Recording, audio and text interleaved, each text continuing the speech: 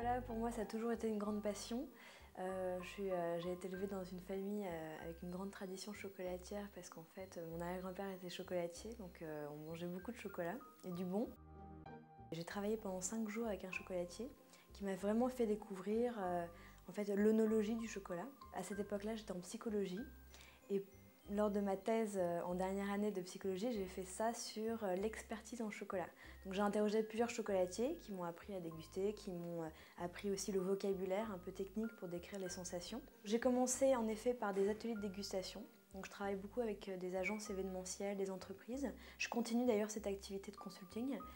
Et j'ai décidé, ça m'a donné envie en fait de créer ma propre marque de chocolat et mes propres chocolats comme moi je les aime et comme j'entends en fait le chocolat de qualité, le chocolat de dégustation. J'ai choisi de présenter les chocolats Abanico de façon originale en utilisant en fait une forme d'éventail et j'ai donc appelé la marque Abanico qui signifie éventail nuancié en espagnol pour justement exprimer l'art de la dégustation, ma passion pour la dégustation et le partage, parce que le fait d'ouvrir l'éventail, en fait, il se passe quelque chose, on interagit avec l'autre, on propose le chocolat, et pour moi c'était vraiment important en fait cette dimension vraiment de convivialité. Non, là c'est vraiment la boîte qui est ouverte et on s'amuse justement à choisir son chocolat, à lire les petites inscriptions que j'ai notées sur la description de la recette, les petites notes de dégustation. C'est vrai que le salon du chocolat met en avant quelque chose qui a eu un succès fou, c'est le défilé des robes en chocolat. C'est assez magique d'imaginer comme ça des personnes défiler avec des robes faites en chocolat ou avec des éléments de gourmandise, une odeur aussi qui se dégage. Et l'année dernière, donc pour notre première année au salon, on a fait une robe en fait dans le thème de l'éventail. Donc elle a été portée par Rebecca Hampton, l'actrice de Plus belle la vie, et en fait avec un look assez dynamique, un éventail de chocolat. Donc ça c'était vraiment sympa. Et cette année, le thème du salon du chocolat, c'est la pâtisserie. Donc du coup, nous on a décidé de faire une robe tarte au citron. Alors en fait d'où ça vient, c'est parce que j'ai une recette de chocolat qui s'appelle tarte au citron dans ma gamme. Et c'est une recette qui me tient vraiment à cœur parce qu'en fait j'ai voulu qu'elle reflète toutes les sensations qu'on peut avoir quand on mange une tarte au citron. Donc à savoir le croquant, donc on a pris un enrobage au chocolat noir, comme ça croque beaucoup plus que si c'était au lait, avec une texture onctueuse, crémeuse qui rappelle vraiment l'onctuosité de la crème de la tarte au citron.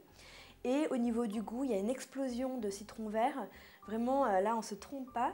Et comme si voilà, on croquait la rondelle de citron qui était sur la tarte au citron. Donc moi, c'est une recette que mes clients adorent. Ils viennent à la boutique exprès pour demander la tarte au citron. Et j'ai décidé de la mettre en avant justement sur le stand du chocolat cette année.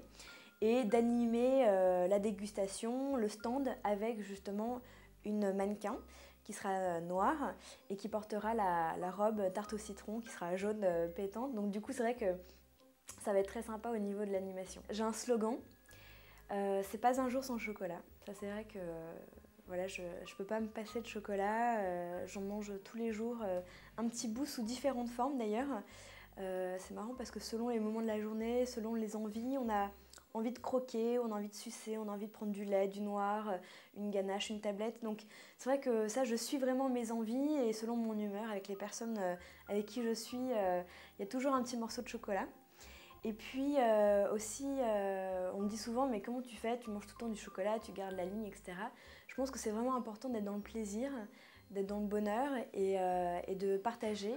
Et donc, du coup, moi j'invite vraiment les personnes à déguster, à prendre du plaisir avec le chocolat et je trouve que c'est tout à fait différent que juste manger une tablette sans aucun sens en fait derrière ça et le plaisir est quadruplé. Donc voilà, je conseille à toutes les personnes de vraiment prendre le temps de déguster et de réfléchir un tout petit peu à ce qu'ils ont en bouche.